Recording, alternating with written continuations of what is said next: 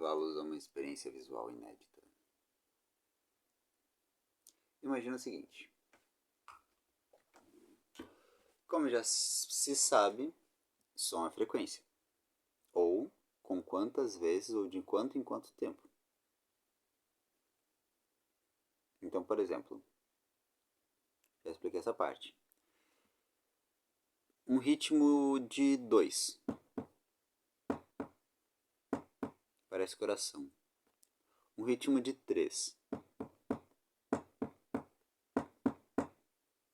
Dá um sentimento de continuidade. Um ritmo de 2 e 3.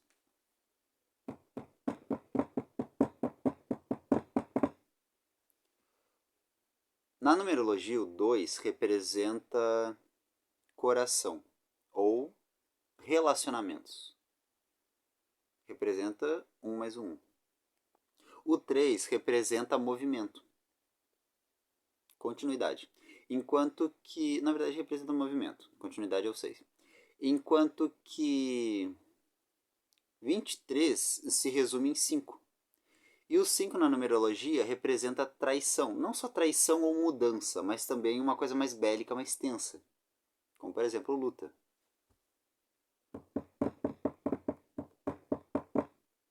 Onde é que eu estou querendo chegar? Passa uma ideia assim, tipo tambores tensos. A numerologia nada mais é do que, dentro de uma certa contagem, que sentimento se forma de X frequência. Certo? Isso é música. Música é medida de compassos. Só que quando a gente fala de um tambor, dá para contar no nosso espectro racional quantos segundos leva entre uma contagem e outra. Quando eu pego um violão,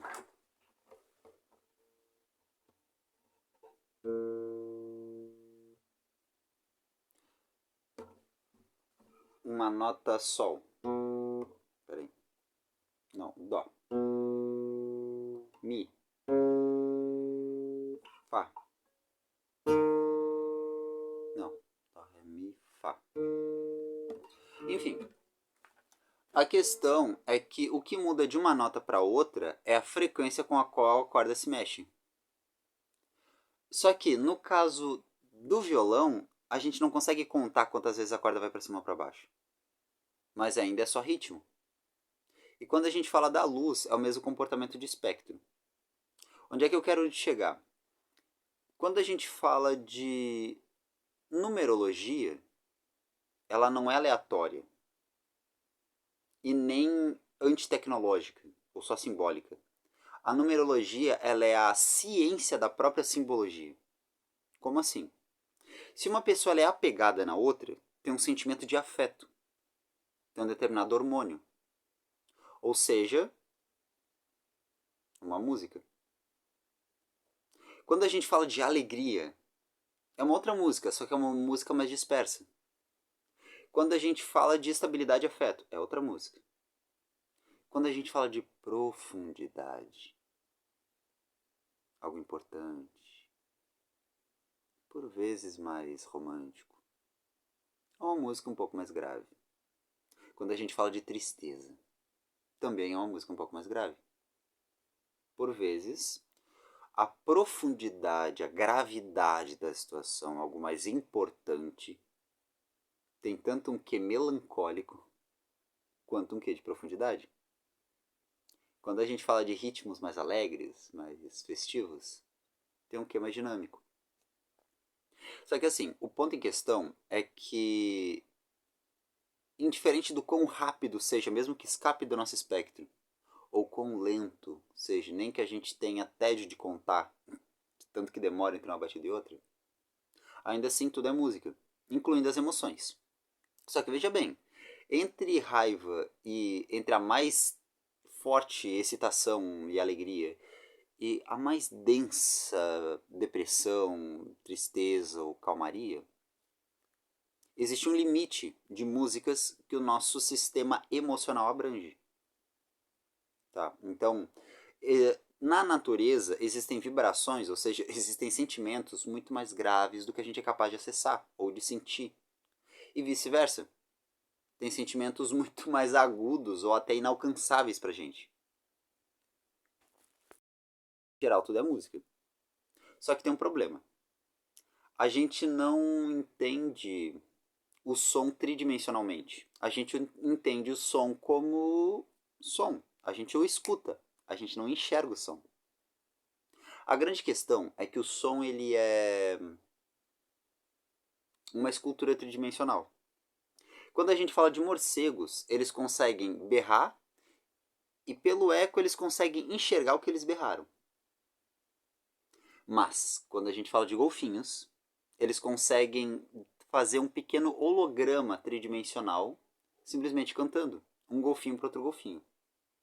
Se bem que é covardia, porque os golfinhos são geniais. Eles põem nome uns nos outros, eles vivem em grupos, eles são fenomenais.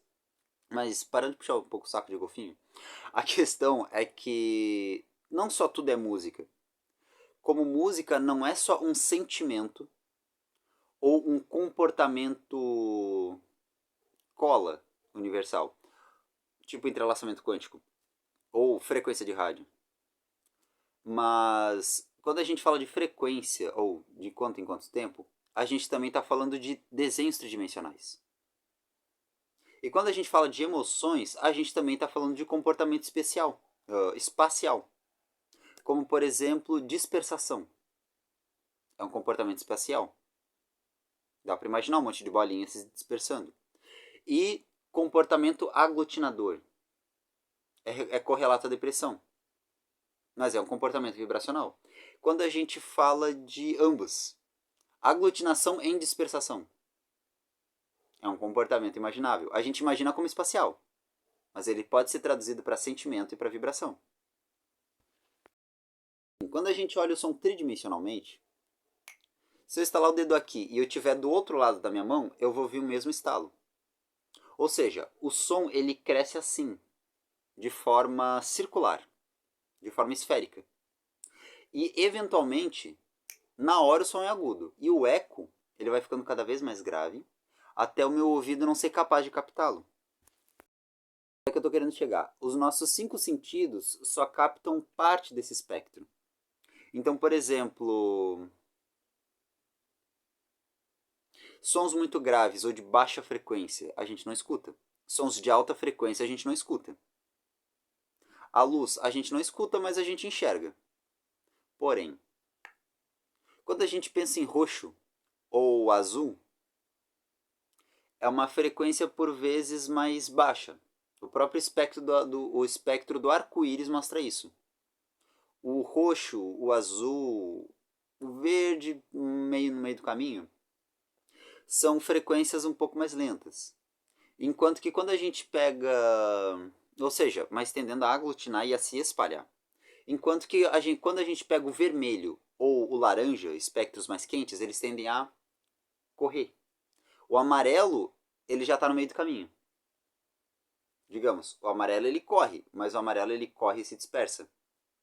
A questão é que as frequências de luz, elas também têm uma frequência, têm um comportamento espacial. Uma prova disso é o próprio céu ser azul. Por que o céu é azul?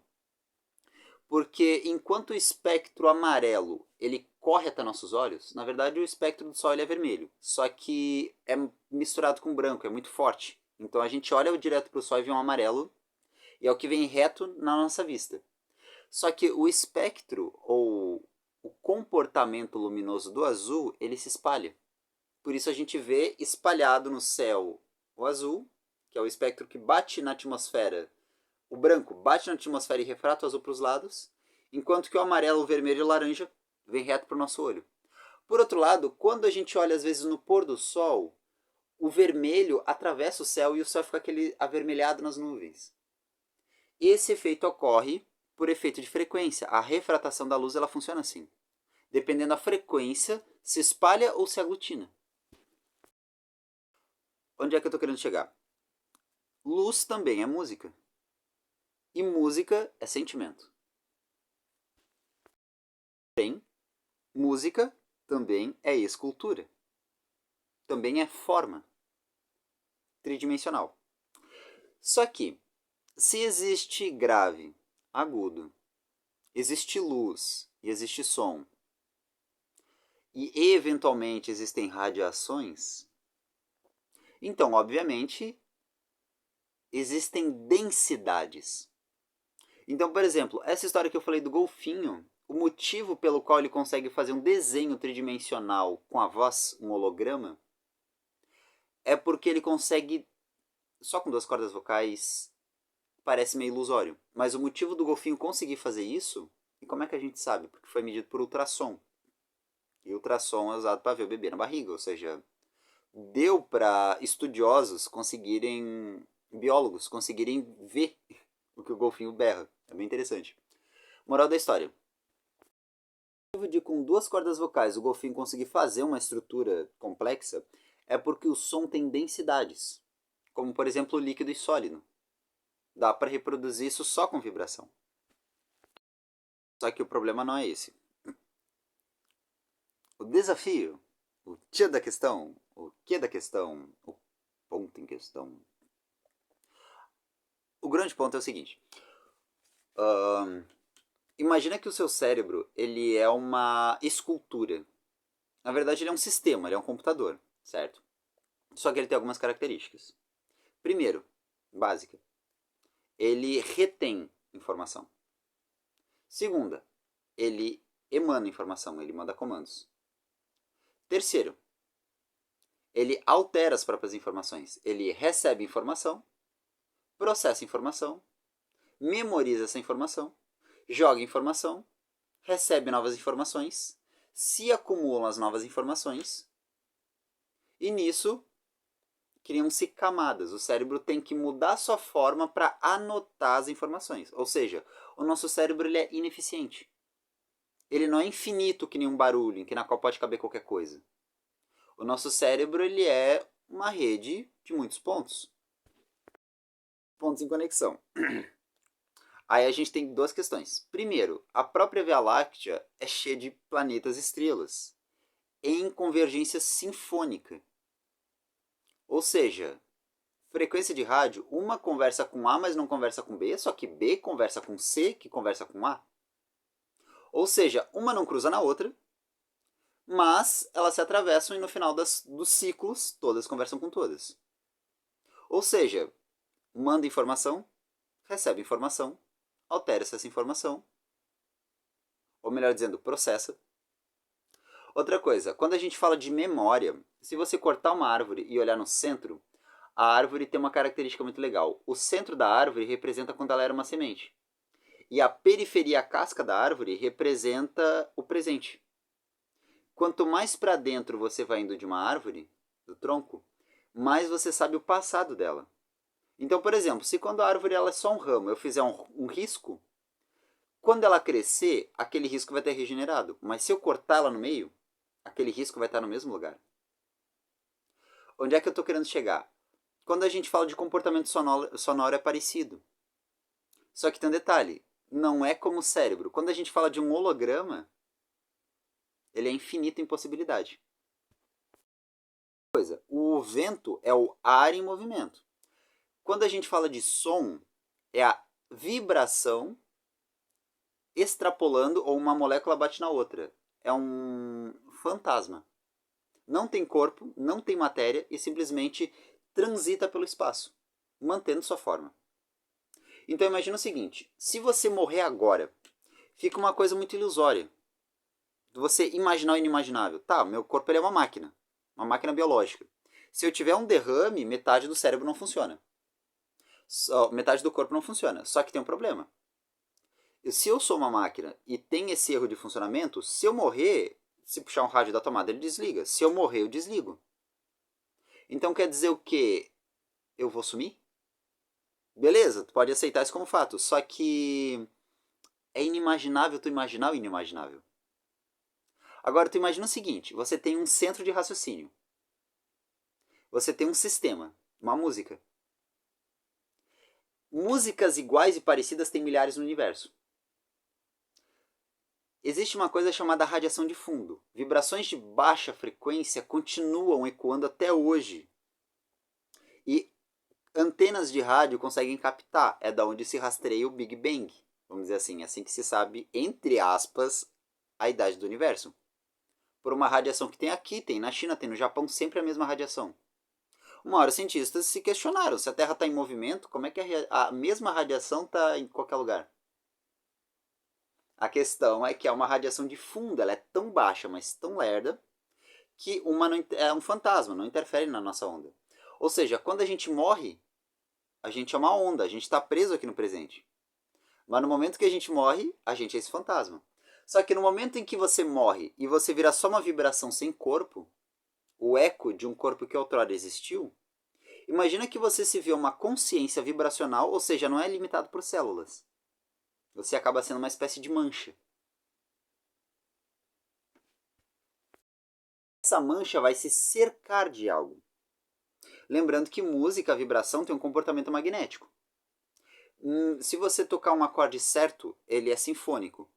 Se você tocar um acorde errado, com uma corda solta ou desafinada, ele se torna atonal e é torturante para os ouvidos. Uma música sinfônica é gostosa de se ouvir. Onde é que eu estou querendo chegar? O som, a frequência ou com quantas vezes, tem a ver com engrenagem. Acaba sendo o mesmo comportamento. Ou seja, comportamento magnético. Digamos, se você sumiu, coisas vão te cercar. Ou seja, você morreu, você não propriamente desapareceu ou morreu. Você morreu, para as pessoas que te têm foi uma perda.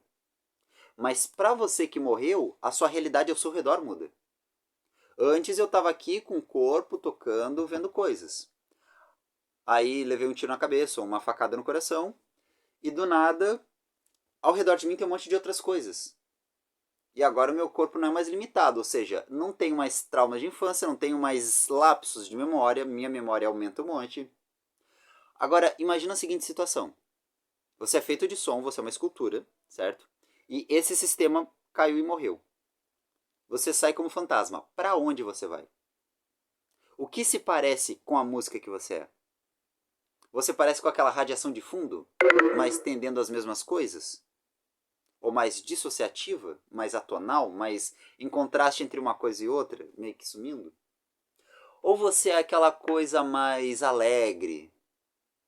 Digamos, que tipo de semelhanças você teria ao seu redor? Fica esse questionamento. Deixa nos comentários o questionamento ou o que vocês acham que acontece. E é isso aí, galera. Eu vou lançar mais vídeos. Vou falar na próxima vez sobre os perfis. Inscrevam-se no canal e aquela baboseira padrão.